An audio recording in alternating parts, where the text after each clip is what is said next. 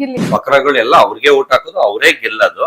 ಇಲ್ಲಿ ಲೂಸು, ಕಳ್ಳ, ಕಿರಾತಕ, ಶಕುನಿ ಯಾವ್ದೇ ಅಲ್ಲಿ ಸಿಂಹದ ಮೇಲೆ ಬಿಗ್ ಬಾಸ್ ಒಳಗೆ ಅಷ್ಟು ಕ್ಯಾರೆಕ್ಟರ್ ಇರೋ ವ್ಯಕ್ತಿ ಎಷ್ಟೆಷ್ಟು ಐಟಮ್ ಕಳ್ತನ ಮಾಡ್ಬಿಟ್ಟಿದ್ದಾರೆ. ನನಗೆ ತಿರ್ಗಾ 3 ದಿವಸ ಕರೆಯೋ ಚಾನ್ಸಸ್ ಇದೆ. ಹೋದ್ರೆ ಹೊಡೆದ್ಬಿಟ್ಟು ಕೇಸ್ ಮಾಡ್ಕೊಂಡು ಬರ್ತೀನಿ. ವರ್ಲ್ಡ್ ಗೆ ಫೇಮಸ್ 8 ವರ್ಷದಿಂದಾನೆ. ಸೆಲೆಬ್ರಿಟಿಗಳಿಗೆ ಸೆಲೆಬ್ರಿಟಿ, ನನ್ ಮುಂದೆ ಸೆಲೆಬ್ರಿಟಿಗಳು ಏನು ಇಲ್ಲ. ಬಿಗ್ ಬಾಸ್ ಇಂದ ಬಂದ್ಮೇಲೆ ಹೇಗಿದೆ? ಬಿಗ್ ಬಾಸ್ ವೇದಿಕೆ ಎಷ್ಟು ದೊಡ್ಡದು ಅಂದ್ರೆ ಒಂದೊಂದು ಶಾಂಪು ತರಕ್ಕೂ ಹೋಗಕ್ ಆಗ್ತಾ ಇಲ್ಲ ನನ್ಗೆ. ಒಂದ್ ಕೋಳಿ ಅಂಗಡಿಗೆ ಹೋಗಕ್ ಆಗ್ತಾ ಇಲ್ಲ, ಒಂದ್ ಮಟನ್ ಅಂಗಡಿಗೆ ಹೋಗಕ್ ಆಗ್ತಾ ಇಲ್ಲ.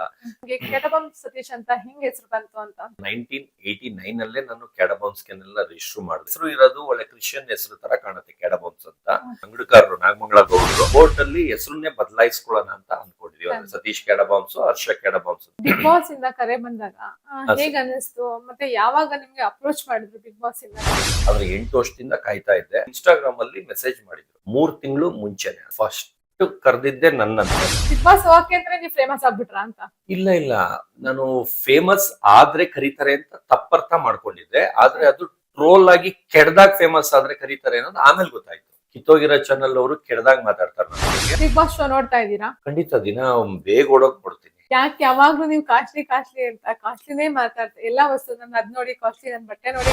ಬಾಸ್ ವೇದಿಕೆಯಲ್ಲಿ ಹಾಕಿದ್ 2,80,000 ರೂಪಾಯಿ. ಅದು ಡಿಸೈನರ್ ವೇರ್. ಅದು ಇಂಡಿಯಾ ಒಳಗಡೆ ಒಬ್ಬರ ಹತ್ರ ಆ ಕ್ವಾಲಿಟಿ ತೋರಿಸ್ರಿ, ಅದಕ್ಕೂ 5 ಲಕ್ಷ ಚಾಲೆಂಜ್ ಮಾಡಿ. ಬಿಗ್ ಬಾಸ್ ಗೆನೋ ಗಟ್ಟ ಆಗ್ಬಿಟ್ರಿ, ಬಿಗ್ ಬಾಸ್ ಗೆನೋ ಹೋದ್ರಿ ನೀವು. ಅಲ್ಲಿ ನೋಡಿದ ತಕ್ಷಣ ಮನೆ ನೋಡಿ ಏನ್ ಅನ್ಸ್ತದೆ? ನಾನ್ ಅನ್ಕೊಂಡಿದ್ ಬೇರೆ, ಅಲ್ಲಿ ಒಳಗಿರೋದ್ ಬೇರೆ. ಇಲ್ಲಿನೇ ವಿನ್ನರ್ ಬಿಡಿ. ಅದ್ ಯಾಕಂದ್ರೆ ಜನ ಜಾತ್ರೆ ಮರಳೋ ತರ ಗೂಬೆ ಕೂರಿಸ್ಬಿಟ್ಟಿದ್ದಾರೆ. ಚಂದ್ರಪ್ರಭಾ ಅವ್ರು ಹೊರಗಡೆ ಅಲ್ಲ, ಅದು ಹುಚ್ಚಿಡಿಸೋದು ಗಿಲ್ಲಿ.